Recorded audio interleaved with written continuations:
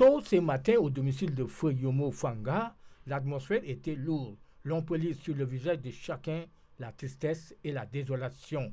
L'émotion est à son comble.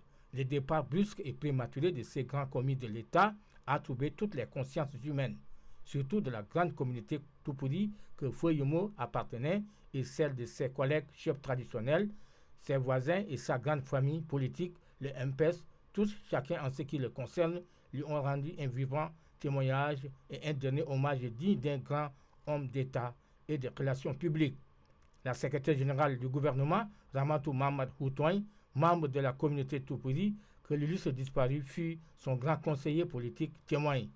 Oui, le MPS s'est mobilisé réellement parce qu'il fut le premier secrétaire exécutif national du mouvement patriotique du salut.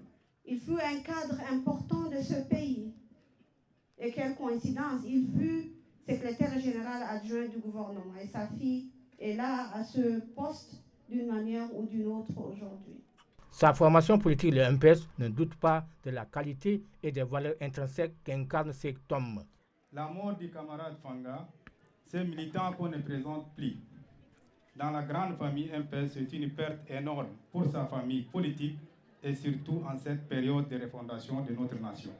Son frère ami Célestin Topona, qui appartient à un autre bord politique, n'est pas resté en marge de ces riches témoignages. La politique, c'est l'art de se défendre argument contre argument.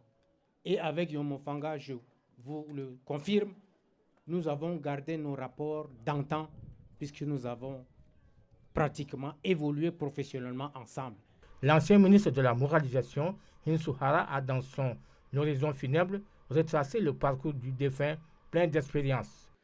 Du 9 août 2009 au 9 mars 2010, Yomo Fanga fut nommé membre du gouvernement au titre de ministre secrétaire général adjoint du gouvernement.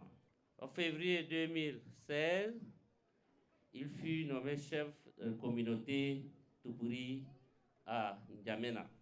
Et au niveau politique, Yomo Fanga fut le tout premier secrétaire exécutif du mouvement patriotique du salut. Après ces obsèques officielles, la dépouille mortelle de l'illustre disparu sera transférée par la voie des airs pour être inhumée dans son village natal à Fianga. Feu Yomo Fanga laisse derrière lui 2 veuves, 13 orphelins et 38 petits-fils.